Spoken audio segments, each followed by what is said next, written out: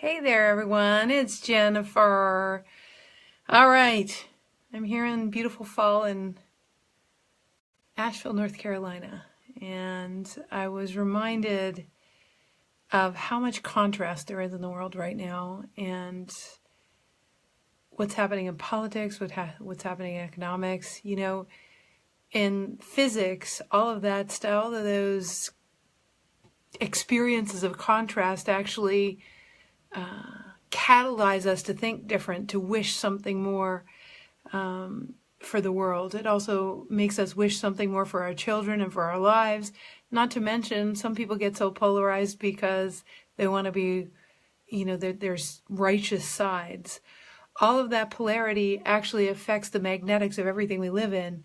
It affects the air that we breathe. And so what happens is we're more susceptible to being a little reactive or being a little sensitive or something else going on. Hi, Nadine. Hi, Betty Lou. Hi, everybody.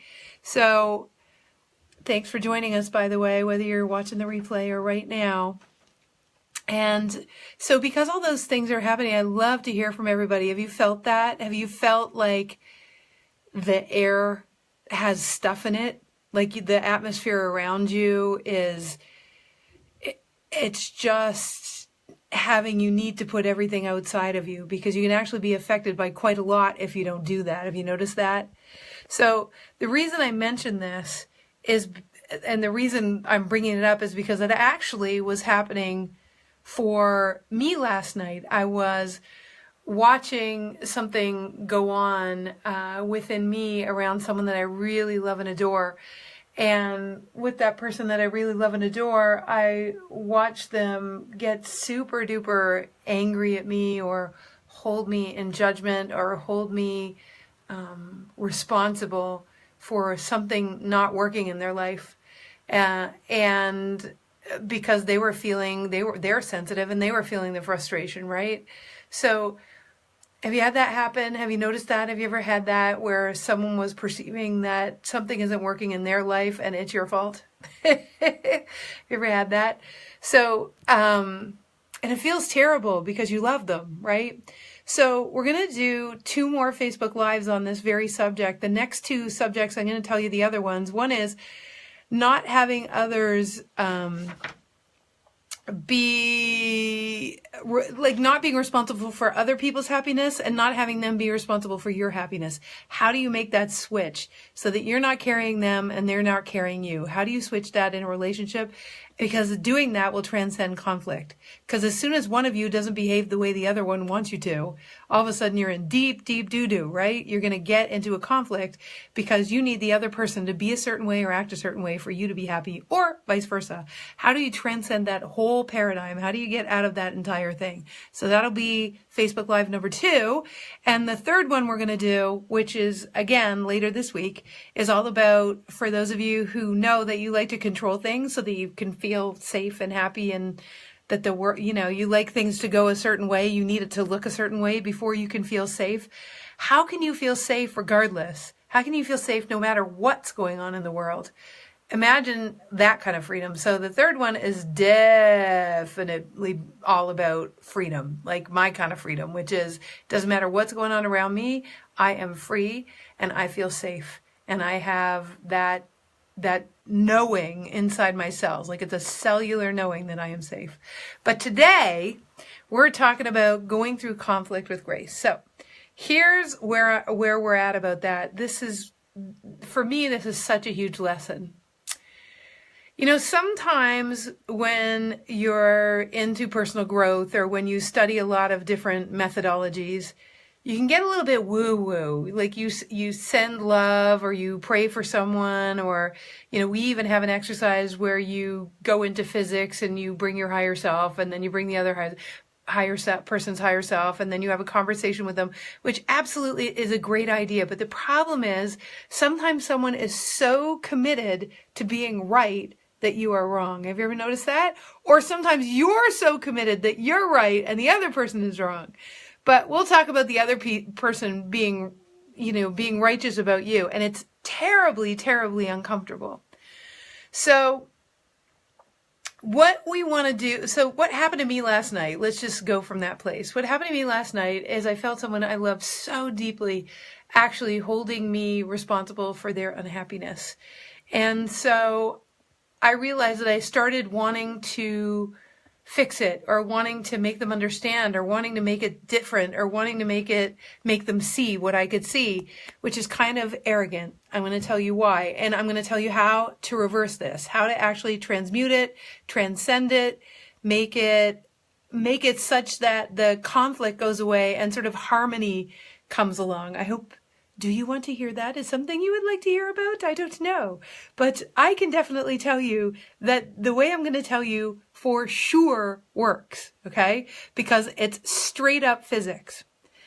So as soon as someone says that they're unhappy and it's your fault, on the other side, if you even have an inclination of it being your fault, if you even have an inclination of somehow you're responsible for what's going on over there for them, or like they should be happier and their unhappiness with you is your responsibility. As soon as you do that energetically, and actually, it's really interesting. I should draw this for you guys. There's an energetic superhighway. Oh my God, it's actually drawn already from a class I was doing the other day.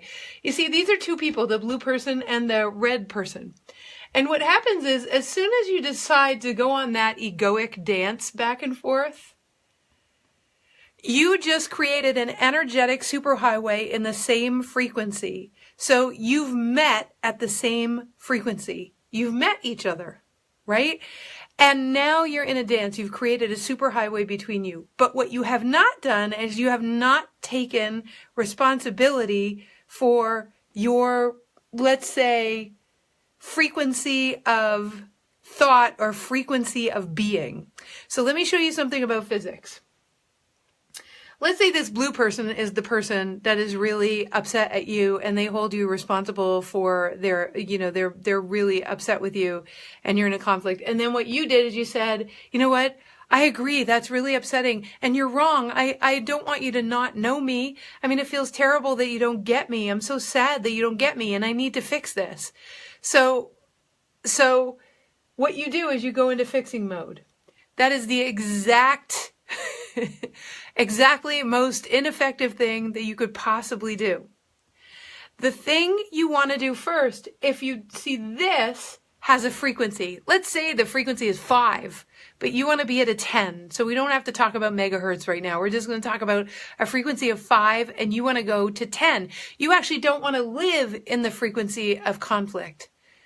In order to transmute any kind of conflict, you actually have to get to a frequency that is beyond it. You have to look right past it, all the way through it, to a future where something is possible that is different than what you're going through now. And you have to so the first step is get yourself to a different frequency, to the frequency, to the 10 where you want to be. So, for instance, last night, what I did is I went and I watched a few activations. Then I really liked Jimmy Fallon, so I watched a hilarious game of, I don't even know what the game was that he was playing. It was so silly. And then I watched an Abraham Hicks video, and then which I haven't done in a really long time, so that was kind of fun. And then I watched a comedian. And I realized that I completely changed my vibration. I could feel it. It was visceral. You guys do this too. You've done this before, where you've taken yourself to a different vibe, or you've distracted yourself from this and you've gone to a different place. And then what happens is this is no longer active for you. And because it's no longer active because you're not giving it energy, all of a sudden, through the path of least resistance, your higher levels can actually come in and cause you to remember who you really are. Because remember, it is a higher frequency and it is the deeper truth of who you are. So it's much easier for that to pour into you when you raise yourself beyond. So that's step 1. Step 2 is, now what you have to do is you have to, so if your ego gets a hold of this, you'll go, okay. So now I'm at a higher frequency. That means now I can fix it. Now you're right back down at the same level as them. You get what I'm saying? So don't go to the higher frequency and go, oh my God, now I can fix it because now I'm at the higher frequency. You actually are just going right back down to where they were because you're entangled again with how they feel. You're being upset that they don't get you, or that they don't know the deeper truth, or they don't see what you see, or whatever it is, and you're trying to fix it, which is entirely, by the way, about you feeling better, not about them feeling better. So the next piece of this, step 2, I was saying, step 2 is to actually wait. Because if you changed your vibration, now what happens is they're going to feel you, and they're going to be able to have the space to be responsible for themselves. Now you might say, yeah, but my kind of people are not going to be responsible. The person that gets in fights with me, they're never responsible for themselves. So, whatever.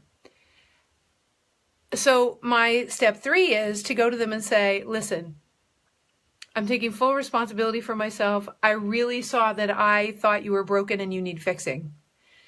And so what I did is I tried to convince you that you were wrong. And I want you to know that I really hear you. I hear what you're saying. I get it. You might even want to repeat back to them what they said so that they can be heard and they feel heard. And you say, listen, and to speak your truth, you just say, it isn't exactly how I feel about it, but I can get how you could see it that way. And I want you to know that I love you and I'm committed to a resolution. I promise you something will happen there. Now, what is the underpinning or the underlying ingredient that I'm not saying here? See, you have to make a decision, not a choice, not a maybe, not anything like that. At some point, in order for any of those first 3 steps to work, you have to be a person that has already decided that you are a relentless champion for love. If you're not going to be a relentless champion for love, none of what I just said will work. So, and it's not a maybe, it's not a sometimes based on certain conditions if they're not too mean. It's not based on, well, only if they're, they've proven themselves worthy of my grace, which is, it's pretty arrogant too. If you're listening to this right now, you are a bridge. You have the capacity to build huge bridges. If you're going to build bridges, bridges can only be built with love, which means that you actually have to be a relentless champion. You have to decide, make a decision, make an internal decision to be a relentless champion for love. Okay? So that is, for those of you who joined a little bit late, and thank you, Sally and Amanda. Hi, everybody. Those guys are all over in Australia. You guys, listen. So we have 2 more. There's three Facebook Lives to this one. This is the first Facebook Live. The second one is going to be about how to end codependency and that the other person's happiness is dependent on you. And the third one is relinquishing control and the other way of languaging that. So that's the third class is coming up in this week. We'll let you know when we're doing the other 2 Facebook Lives. So stay tuned. Oh, and by the way, if you get these notices late, what you do is you go to the top of our page here, the page that you're on right now watching, and you'll see following. Just click the drop down menu and it says follow first. So make sure you click follow first. So you're following us first so you get the notifications. Okay. So the last one is all about how to feel safe no matter what the circumstances are. Okay. How to transcend being really, really taken out or scared. So this series of 3 classes is all about not letting anything take you off your flight path. Okay, that's what we're doing here.